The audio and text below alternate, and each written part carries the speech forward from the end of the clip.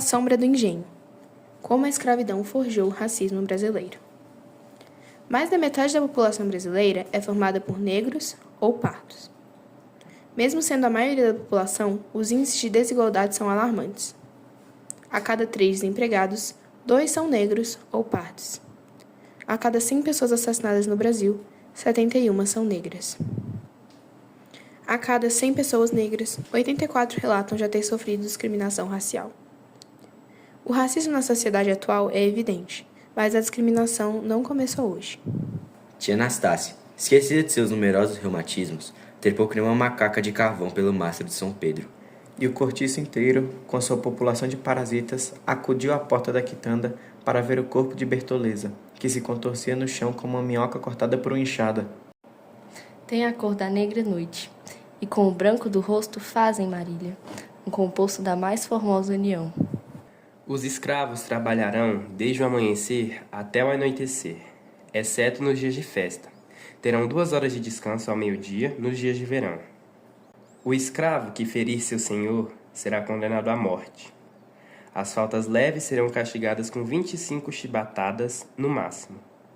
Os escravos fugitivos, pela primeira vez, serão marcados com um ferro quente com a letra F na orelha. Pela segunda vez, serão acorrentados por 2 meses. E pela terceira, serão condenados à morte.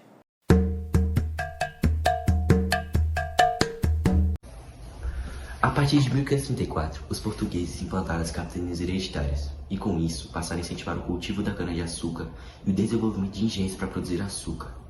Como essa era uma atividade complexa que necessitava da mão de obra, os portugueses encontraram na escravidão a saída para a falta de trabalhadores, já que eles próprios não queriam realizar o trabalho pesado. Assim, o primeiro grupo a sofrer com a escravização foram os indígenas. Devido à pequena população de Portugal e a falha na escravidão indígena, o comércio de escravos africanos se tornou uma realidade no Brasil, e em 1535 chegou a Salvador o primeiro navio com negros escravizados. Após isso, o Brasil recebeu aproximadamente 4 a 5 milhões de africanos escravizados ao longo de 3 séculos. O transporte de pessoas escravizadas fomentou a produção de mais embarcações, alimentos, vestuários, armas e outros produtos que estavam ligados ao comércio de pessoas. Por isso, o tráfico negreiro representou um mercado muito lucrativo para a Europa, movimentou grandes capitais dos 3 continentes. Dessa maneira, portugueses, espanhóis, franceses, holandeses e ingleses tornaram a escravidão um negócio muito lucrativo. Superlotaram os porões de seus navios com negros africanos para serem vendidos nos portos brasileiros e em toda a América. E enquanto os grandes senhores de engenho lucravam, os escravos viviam em condições subhumanas ao serem vendidos, eram objetificados e perdiam sua humanidade ao se tornarem propriedade do senhor. Este contingente produziu uma grande parte da riqueza no Brasil. Desde o plantio da cana-de-açúcar, colheita, transformação do caldo de cana, construção de casas de engenho, igrejas, tudo isso era feito por cativos.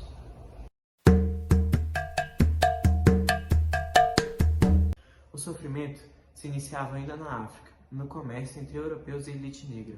As várias tribos do continente africano viviam em estado de guerra permanente, mesmo antes da chegada dos europeus. Os capitães de navio entravam em contato com as elites negras para adquirir suas presas em troca de armas e outras mercadorias.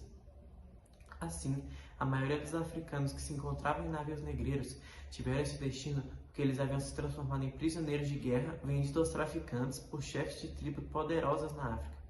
A guerra ocorria com muita frequência entre as tribos africanas, mas muitas vezes elas eram estimuladas pelos traficantes europeus e americanos e começavam assim que um navio negreiro aparecia na costa. Nas embarcações, os escravizados eram tratados como carga, eram embarcados à força e transportados nos porões dos navios, de forma que mal conseguiam ficar sentados, onde permaneciam confinados em viagens que poderiam durar até 2 meses, até a chegada ao destino. Nesses porões, os africanos eram mantidos nus, separados por sexo, e os homens permaneciam acorrentados a fim de evitar revoltas. Já as mulheres constantemente sofriam violência sexual por parte da tripulação. Nessas condições, parte dos escravos não conseguiam nem chegar aos portos brasileiros, pois morriam de doenças muito comuns nos navios devido à falta de higiene e alimentação. Essas doenças eram problemas gastrointestinais, escorbuto e doenças infecto-contagiosas. Além disso, castigos mortais dados aos revoltosos contribuíam para o elevado número de mortos.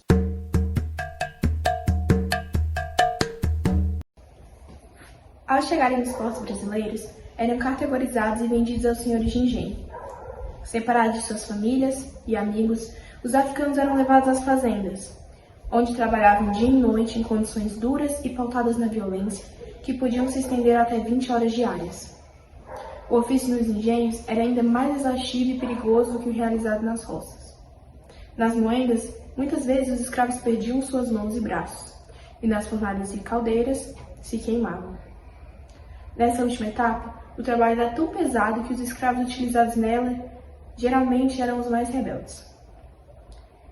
Era comum que os grandes engenhos possuíssem por volta de 100 escravos, que eram tão dissociados de sua identidade que, por vezes, os seus senhores não sabiam a quantidade de escravos que possuíam. O tratamento violento era o dia a dia e tinha como intuito fazer com que os escravos temessem os seus senhores. Esse medo visava mantê-los nas condições escravistas e evitar revoltas e fugas. Uma punição muito comum aplicada sobre eles era o quebra-negro, que ensinava-os a sempre olharem para baixo na presença de seus senhores.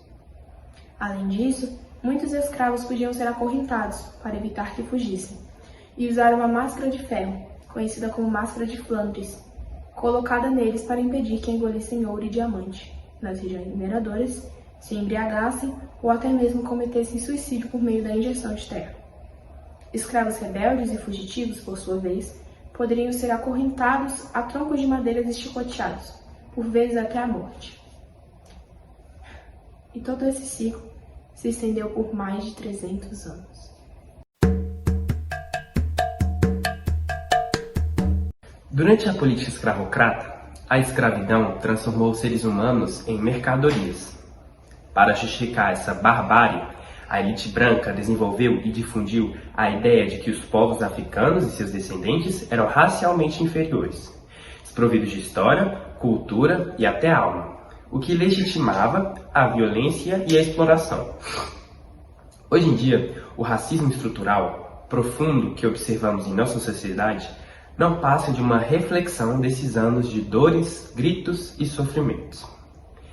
Mesmo após a abolição da escravatura em 1888, os africanos eram brutalmente marginalizados e a hierarquia social, construída durante o período escravista, permanecia vigente na sociedade, visto que a Lei Áurea não incluía políticas de integração para os recém-libertos.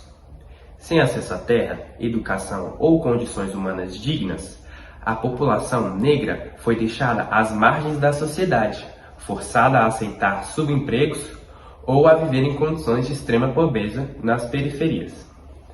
Dessa maneira, o racismo no Brasil não se limita a atitudes individuais, mas é estrutural e está enraizado nas instituições, leis, nas relações sociais e econômicas do país.